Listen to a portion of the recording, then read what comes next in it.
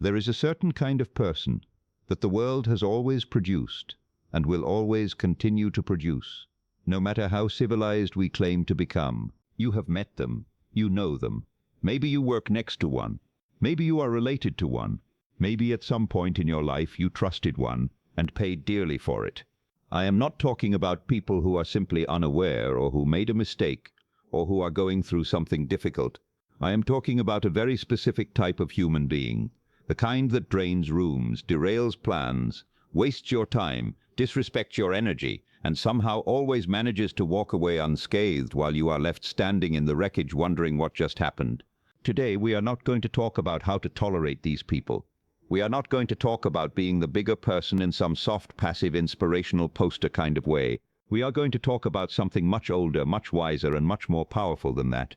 We are going to talk about dark wisdom. The kind of knowledge that serious people, kings, generals, philosophers, and survivors have carried quietly for centuries. This is not a motivational speech. This is a manual. Before we go any further, I need you to understand something that most people get completely wrong about the concept of protecting yourself from difficult people. Most people, when they think about protection, they think about confrontation. They think about saying the right thing at the right time, about standing up, about not letting someone walk over them.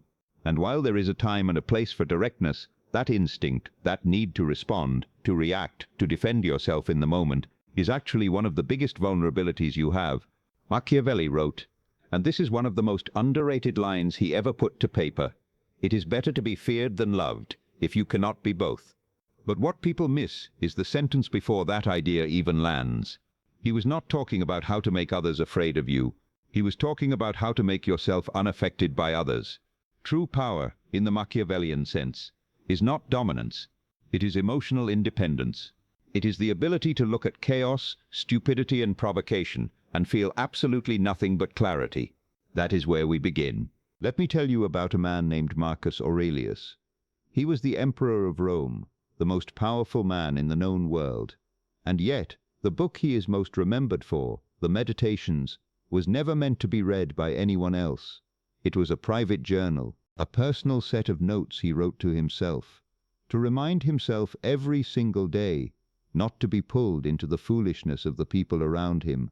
Think about that for a moment. The most powerful man in the world, surrounded by senators, soldiers, philosophers, and enemies, and he still needed to remind himself daily not to let idiots get to him. He wrote, "You have power over your mind, not outside events. Realize this, and you will find strength." He was not writing that as advice for the weak. He was writing it as a discipline for the strong. Because the truth is, the higher you climb, the more idiots will try to attach themselves to you, test you, waste you, and if you let them, consume you entirely. So let us talk about the first principle of dark wisdom when it comes to protecting yourself. And I want you to really sit with this one, because it goes against almost everything you have been taught. The first principle is this: most people are not your enemy. They are simply noise. Now, I know that might sound dismissive, but stay with me. When someone cuts you off in traffic, when a co-worker takes credit for your work, when a family member says something cutting at dinner, your nervous system fires up. Your brain begins treating that person like a threat, like a predator. And the moment you do that, you have already lost, because you have given that person a level of significance they do not deserve. The philosopher Epictetus, a man who was literally born a slave and still became one of the most studied minds in history, said something so devastatingly simple that most people walk right past it. He said men are disturbed not by things, but by the opinions they have about things. That one sentence is the foundation of everything we are going to talk about today. The idiot in your life, whether it is a boss who micromanages you, a friend who constantly creates drama, a family member who undermines every decision you make, or a stranger who disrespects you in public, none of them have the power to disturb you. Only your interpretation of what they did has that power. And I know, that sounds like something you would stitch onto a pillow and hang in a therapist's office. But I need you to hear it the way the Stoics meant it, not as comfort, as weaponry. Because when you truly internalize that principle, when you genuinely stop giving people interpretive power over your emotional state, you become something that almost no one in your life is prepared to deal with.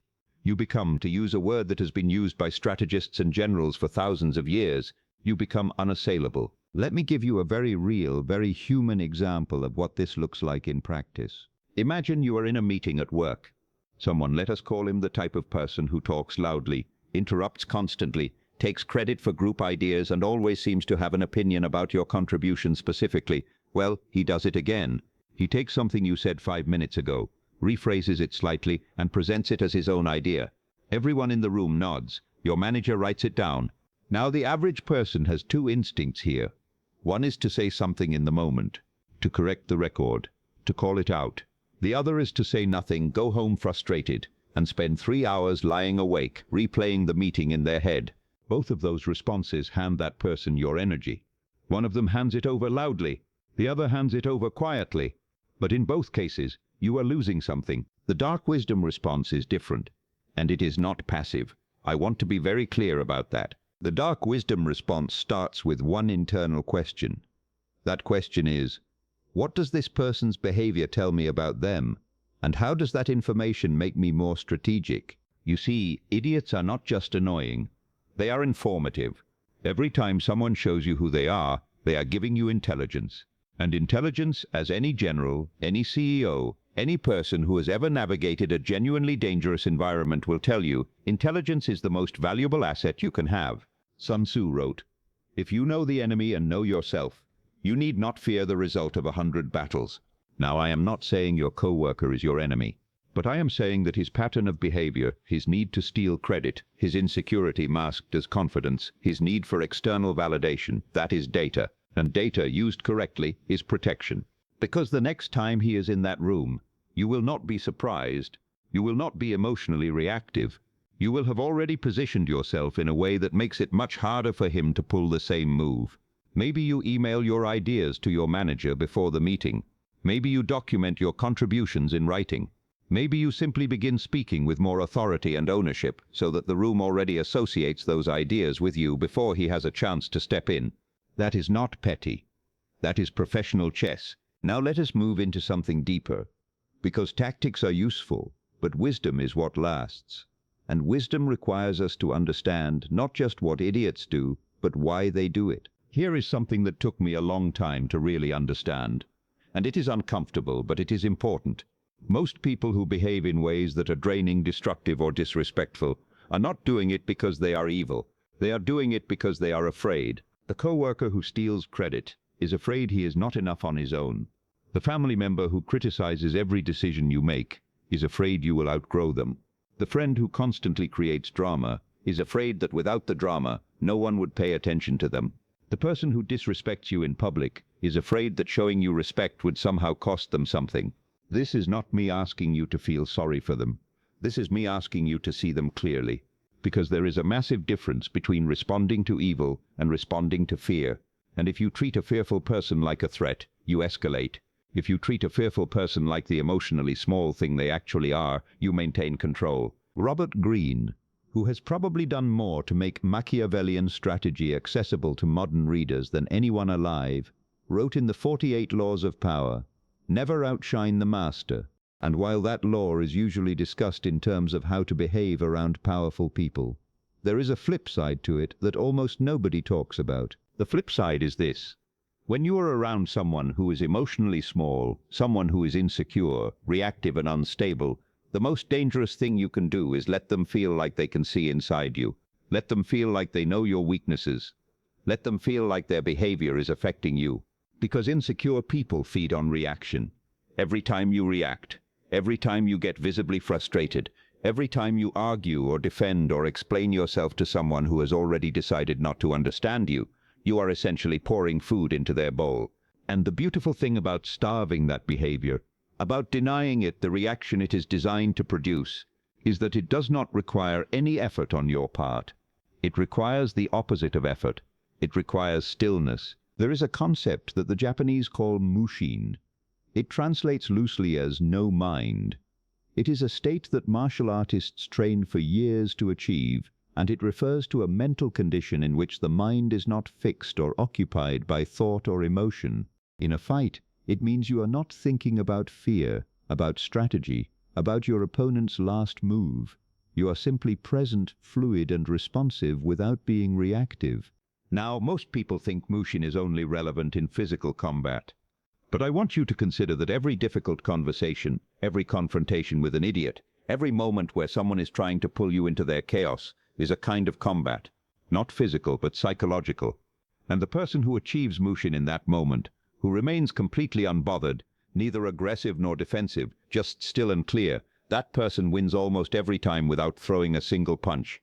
Because nothing disarms an aggressive or manipulative person faster than a calm, unbothered response. It makes them feel invisible. It makes them feel irrelevant. And for someone who is driven by the need for reaction, that is the deepest kind of defeat. Let us talk about a category of idiot that I think is the most dangerous and the most commonly underestimated.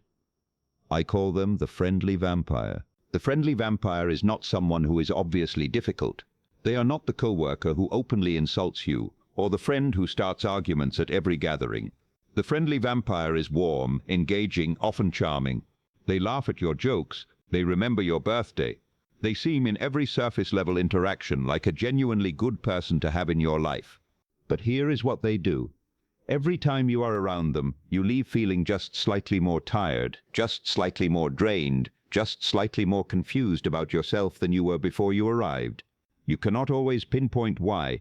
You just know that conversations with them tend to circle back to your insecurities, that your accomplishments somehow become conversations about their struggles, that your excitement about something new gets met with a gentle but persistent series of "but have you thought about" questions that slowly deflate everything you were feeling. This is not accidental. It is not always conscious either, and that is the important distinction. The friendly vampire is not usually running a deliberate manipulation scheme. They are simply operating from a deep, unexamined place of scarcity. And that scarcity, that subconscious sense that there is not enough goodness to go around, leads them to quietly siphon yours. Machiavelli wrote, "The first method for estimating the intelligence of a ruler is to look at the men he has around him." I would extend that.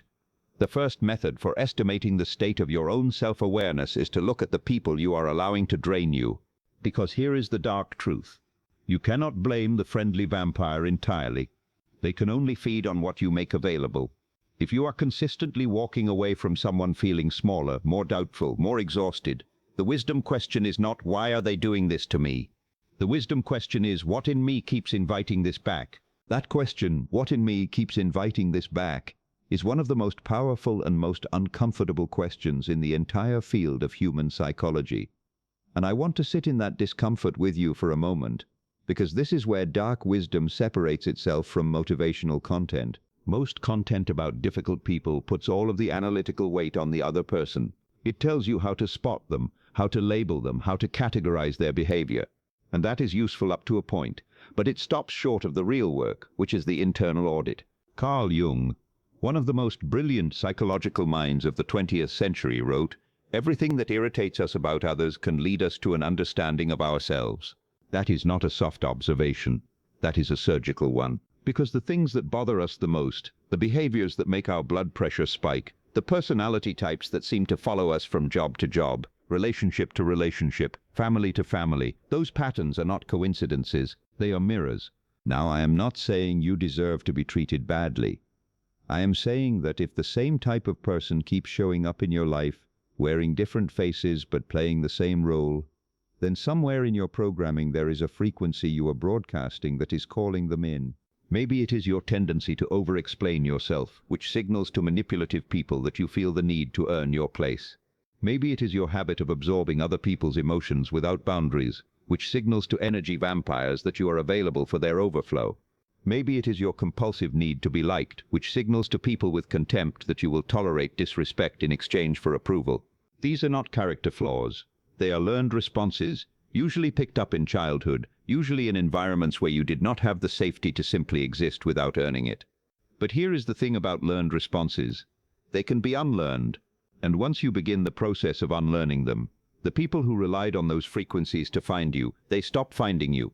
Not because you pushed them away, but because you stopped being the signal they were tuned to. That brings us to one of the most important practical tools in the Dark Wisdom Toolkit, and it is one that has been used by everyone from ancient Roman emperors to modern-day CEOs. It is the art of strategic distance. Strategic distance is not ghosting, it is not coldness, it is not building walls, it is the deliberate conscious management of access. It is deciding, with intention and without guilt, exactly how much of your time, your energy, your emotional availability, and your inner world any given person gets to see. Think of it like a castle, not a prison. A castle has gates, and those gates are not always open. Visitors who arrive with good intentions, who bring value, who respect the walls, they are welcomed. Visitors who arrive wanting to disrupt, drain, or destabilize, they are not granted entry. Not with anger, not with drama, simply with a closed gate. Machiavelli understood this better than almost anyone who ever lived. He wrote, "A prince never lacks legitimate reasons to break his promise." Now on the surface that sounds cynical, but what he was really saying, stripped of its political context, is this: your obligations to people are not unconditional. Your loyalty, your time, your emotional labor, these are resources, and like any resource they should be allocated strategically, not distributed out of guilt or obligation or the fear of being perceived as cold. Because here is what happens when you give unlimited access to people who have not earned it. You teach them that your energy is inexhaustible. You teach them that your time has no value. You teach them that your limits are negotiable. And once someone learns those things about you, consciously or not, they will begin to exploit them. Not because they are monsters, but because you have trained them to. The solution is not to become a hermit. The solution is to become a gatekeeper. Let me tell you about a type of conversation that most high-functioning, emotionally aware people find almost impossible to avoid getting sucked into. I call it the circular argument with someone who is not actually interested in resolution. You know this conversation. It usually starts with something small, a comment, a misunderstanding, a difference of opinion, and you, being a reasonable person, you try to address it. You explain your perspective, you offer context, you listen to their side, you try to find common ground, but then something strange happens. The conversation loops back. The same point you already addressed comes up again, but slightly reworded. You address it again. It comes back again. You offer evidence. They dismiss it. You appeal to logic. They appeal to emotion. You appeal to emotion. They suddenly want logic. The conversation has no exit because the conversation was never about finding one. This is one of the most sophisticated and exhausting weapons in the idiot's arsenal. And it is all the more dangerous because it does not feel like an attack. It feels like communication. It feels like a problem that is one more round of explaining away from being solved. So you stay, and you explain, and you engage, and slowly, over hours or sometimes days, you lose ground. Not because they were right, but because they were tireless and you were human. Friedrich Nietzsche wrote, "The secret for harvesting from existence, the greatest fruitfulness and the greatest enjoyment is to live dangerously." And I think what he meant, beyond the dramatic phrasing, is that the greatest growth comes not from avoiding difficulty, but from choosing which difficulties are worth engaging with. The circular argument with someone who is not interested in resolution is not a difficulty worth engaging. It is a trap dressed as a conversation. And the wisdom move, the genuinely powerful move, is to recognize it early, disengage without apology, and let the trap close on empty air. Here is how you do that in practice. Because I am not going to leave you with philosophy without giving you the actual mechanics. The moment you notice that a conversation is looping, that the same point keeps coming back despite being addressed, that the other person is showing no genuine interest in updating their position, you say something like this: "I hear you, and I think we see this differently. I am not sure continued conversation is going to change that, and that is okay." And then you stop. You do not add a but. You do not add a softener. You do not follow it up with another round of explanation. You simply stop, and if they push, you say it again. Not with frustration, not with coldness, just with the quiet, unmovable certainty of someone who has decided that this conversation is over. The reason this is so effective is that it removes the fuel. Circular arguments run on reaction. They need your continued engagement to survive. The moment you withdraw that engagement, cleanly and without drama, the argument collapses under its own weight. Now I want to spend some time on something that I think is one of the most underappreciated dimensions of protecting yourself from difficult people, and that is the management of your own identity in social environments. Here is something that very few psychology channels will tell you, because it requires a level of honesty that makes people uncomfortable. One of the primary reasons idiots gain power over us is because we have made too much of our identity visible and available in social spaces. When people know exactly what you care about, exactly what hurts you, exactly what you are proud of, exactly what you are insecure about, They have an enormous amount of leverage. Not all of them will use it maliciously, but some will, and the ones who will wait. They will file that information away quietly, and they will deploy it at the moment that is most destabilizing for you. This is where the concept of strategic ambiguity comes in. Strategic ambiguity is not deception. It is not pretending to be something you are not. It is the conscious practice of not broadcasting everything about yourself to everyone who asks. Robert Greene wrote, "Make yourself a presence. Be distant, appear as a god. This aura of mystery will compel people to pay attention to you." Now that sounds theatrical, and Greene has a gift for theatrical language. But beneath the drama, the principle is solid. People are drawn to mystery. They are repelled over time by total transparency. And more practically, for our purposes, mystery is protection. When someone cannot fully map you, they cannot fully predict you. And when they cannot predict you, they cannot position themselves to exploit you. This does not mean you should be fake or closed off with everyone. It means you should be intentional about which parts of yourself you share, and with whom, and when. Your full self, your vulnerabilities, your fears, your dreams, those are not public property. They are private treasures, and they should be shared only with people who have demonstrated over time and through action, not just words, that they are worthy of holding them. There is a particular kind of idiot that I want to address directly now, because I think they cause more damage than almost any other type, and they are almost never discussed with the seriousness they deserve. I am talking about the chronically negative person. The chronically negative person is not someone who is having a bad day, or going through a hard season, or processing genuine grief or frustration. Those are human experiences, and being present for a friend in those moments is not only appropriate, it is one of the highest things we can do for each other. The chronically negative person is someone for whom negativity has become a permanent lens. Every plan has a fatal flaw. Every success is temporary. Every relationship is one bad day away from collapse. Every piece of good news is an opportunity to introduce a counter-narrative about why it will not last. What makes this person particularly difficult to protect yourself from is that their negativity often comes packaged as wisdom. They frame their pessimism as realism. They position their cynicism as experience. And if you are someone who values nuance, who does not want to be naive, who appreciates a reality check, you will find yourself nodding along, absorbing their frame, slowly without even noticing, beginning to see the world through their lens. This is one of the most insidious forms of psychological contamination that exists, because it does not feel like an attack. It feels like a conversation. It feels like depth. Machiavelli wrote, "The wise man does at once what the fool does finally." And I think one of the things the wise do immediately, that the rest of us do eventually after suffering enough, is recognize when someone's worldview is toxic to their own, and choose not to adopt it. The protection here is not argument.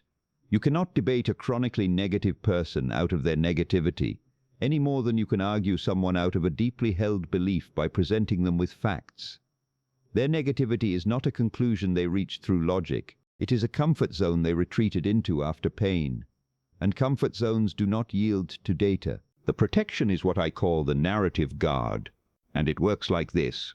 Every time you walk away from a conversation with the chronically negative person, you do a brief internal audit. You ask yourself, do I actually believe that, or did I just absorb it? And whatever beliefs entered through that conversation that are not native to you, that are not things you arrived at through your own experience and reflection, you consciously release them. This sounds simple, and the concept is. But the discipline required to do it consistently is not, because we are deeply social creatures and we are extraordinarily susceptible to the emotional and cognitive frames of the people we spend time with. This is not weakness, it is biology. But biology is not destiny. Let us talk about the body for a moment, because I think this is a dimension of self-protection that the intellectual approach to dark psychology almost always skips over, and it is a significant oversight. When we are around difficult, draining, or manipulative people, the effects are not just psychological, they are physical. Research in psychoneuroimmunology, which is the study of the relationship between psychological processes and the nervous and immune systems, has shown that chronic exposure to stressful social environments suppresses immune function, elevates cortisol, disrupts sleep architecture, and over time contributes to measurable deterioration in physical health. In plain language, idiots can make you sick. Not metaphorically, literally. The ancient Romans understood this in a visceral way, even without the neuroscience to explain it. The phrase mens sana in corpore sano, meaning a healthy mind in a healthy body, was not just a fitness motto, it was a strategic philosophy. The Roman military understood that a soldier's psychological state was directly tied to his physical one. You could not separate them. A general who allowed his troops to be demoralized was not just losing a morale battle, he was losing a physical one. The same is true for you. When you protect your physical state, when you sleep consistently, move your body, eat in ways that sustain your energy, and limit your exposure to the neurological stress that difficult people create, you are not just practicing self-care. You are building a fortress, one that operates from the inside out. Because here is something that is absolutely true and almost never said plainly enough. The harder it is for someone to drain you physically, the harder it is for them to drain you psychologically. Energy is not metaphorical. It is a real, measurable, finite resource. And when yours is consistently replenished, the person trying to extract it from you is working against a system that is constantly filling itself back up. I want to revisit something that I touched on earlier, but I want to go much deeper into it now, because I think it is the most advanced principle in this entire conversation. And that is the concept of radical non-attachment. Non-attachment is a concept that shows up in Buddhism, in Stoicism, in Taoism, in the philosophy of Epictetus, in the writings of Marcus Aurelius, and in the strategies of some of the most effective leaders and operators in human history. And the reason it keeps appearing across cultures, across centuries, across wildly different philosophical traditions, is because it works. Non-attachment does not mean you do not care. This is the most common misunderstanding of the concept. Non-attachment means you have separated the object of your care from your sense of self. You can care deeply about your work without making your identity dependent on its success. You can care deeply about a relationship without making your emotional stability dependent on that person's behavior. You can care deeply about your reputation without making your inner peace dependent on how others perceive you. The practical effect of this is extraordinary. When you achieve genuine non-attachment, even partial non-attachment, difficult people lose almost all of their power over you, because the primary mechanism by which they exert power is through threatening or attacking the things you have attached your identity to. The colleague who insults your competence only has power if you have made your competence the foundation of your self-worth. The family member who dismisses your choices only has power if you have made their approval a condition of your self-acceptance. The stranger who disrespects you only has power if you have made being respected by strangers a requirement for feeling secure. Remove those attachments, and the attacks become noise. Loud noise, perhaps. Unpleasant noise. But noise. Marcus Aurelius wrote, "If you are pained by any external thing, it is not this thing that disturbs you, but your own judgment about it.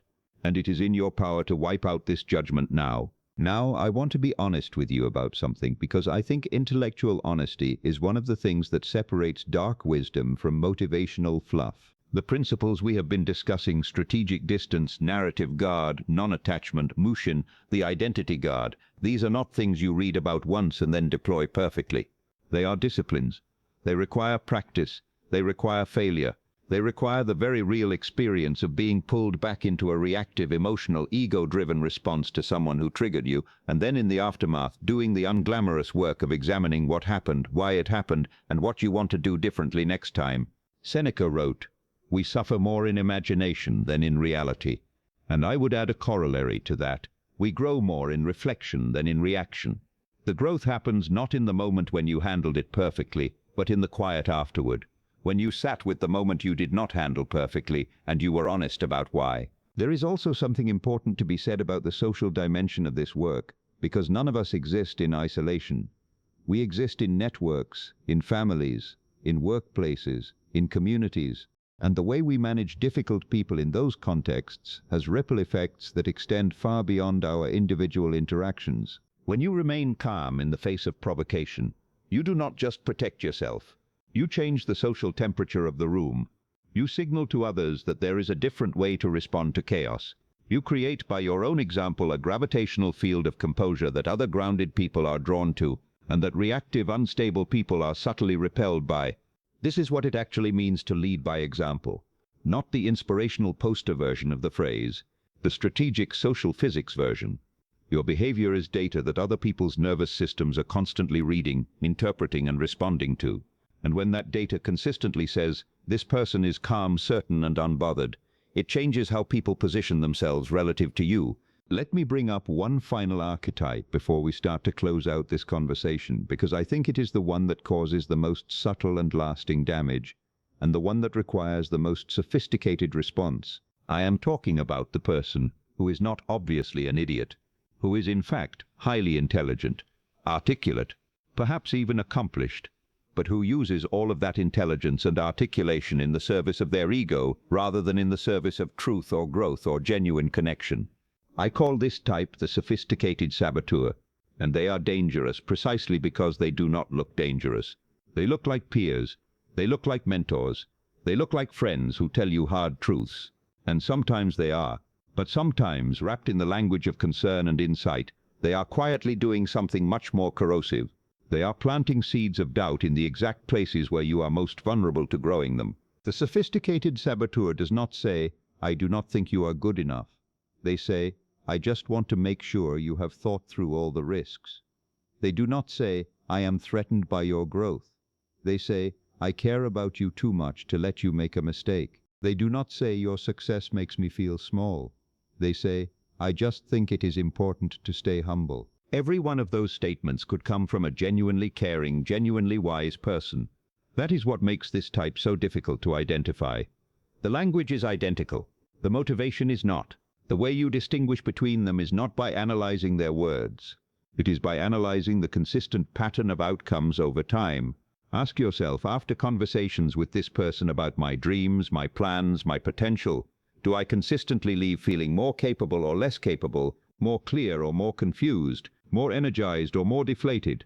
The answer, tracked honestly over enough interactions, will tell you everything you need to know. Robert Greene wrote, "Never assume that the person you are dealing with is less intelligent than you are." And I think the flip side of that is equally important. Never assume that someone's intelligence means their intentions are aligned with yours. Intelligence is a tool. Like any tool, it can build or it can damage. And a highly intelligent person in the service of their ego, their insecurity, their unexamined fear, is not less dangerous than a simple, obvious idiot. In many cases, they are more dangerous, because they can damage you in ways that are sophisticated enough that you do not even realize it is happening until long after the fact. The protection against the sophisticated saboteur is the same protection that underlies everything we have discussed today. Know yourself so thoroughly, so unflinchingly, so completely, that there is no gap between who you actually are and who you believe yourself to be. Because that gap, that space of self-doubt, that is where the saboteur operates. Close the gap and the sabotage has nowhere to land. So where does all of this leave us? We have talked about the nature of difficult people, about why they do what they do, about what it means to protect yourself in a way that is wise rather than reactive. We have talked about strategic distance, about narrative guard, about mushuan, about non-attachment, about the physical dimension of psychological protection, about recognizing toxic patterns and the internal frequencies that broadcast them. None of this is about becoming hard. None of this is about building walls so high that nothing gets in. None of this is about emotional detachment or superiority or seeing yourself as above the people around you. It is about something much more elegant than that. It is about becoming the kind of person who is simply too grounded, too self-aware, too deeply rooted to be moved by the storms that others generate. Machiavelli, in one of his more reflective moments, wrote, "The one who adapts his policy to the times prospers, and likewise that the one whose policy clashes with the demands of the times does not." And I think that is the ultimate wisdom here. The world will always produce difficult people. Always. There is no version of the future in which everyone is emotionally evolved, boundaries are universally respected, and you never have to navigate someone who drains, disrespects, or disrupts you. That world does not exist. What you can change is your relationship to that reality. You can stop being surprised by it. You can stop being victimized by it. You can stop waiting for the world to produce fewer idiots before you decide to live fully and powerfully. You can become instead the kind of person who moves through the inevitable chaos of human interaction with the quiet confidence of someone who has done the internal work, who has mapped their own vulnerabilities and addressed them, who has built genuine emotional sovereignty not by hardening themselves but by deepening themselves. Because depth is what protects you, not armor, not aggression, not detachment. Depth, the kind of depth that comes from knowing exactly who you are, exactly what you value, and exactly what you will and will not tolerate. Not because someone else told you to, but because you have earned that clarity through honest self-examination. That is dark wisdom. Not manipulation, not power games, not coldness, just the profound, ancient, deeply human practice of knowing yourself so well that no one can use you against yourself. The final word I want to leave you with comes from Marcus Aurelius, a man who had every reason in the world to be consumed by the idiots and the enemies and the chaos around him, who instead chose every single morning to return to his own clarity, who wrote these words to himself, words he never expected anyone else to read. Waste no more time arguing about what a good man should be. Be one. Stop arguing with the idiots in your life. Stop defending yourself to people who are not genuinely interested in understanding you. Stop spending your most valuable resource, your attention, your energy, your peace, on people and situations that have already proven they are not worthy of it. Just become, build, protect, grow, and do it quietly, consistently, and without the need for anyone else to acknowledge it. That is dark wisdom. And if you carry even one of these principles into your week, I promise you, the landscape of your life will begin to shift in ways you did not think were possible. If this moved something in you, like and subscribe to my YouTube channel for more videos in the future, because we are just getting started.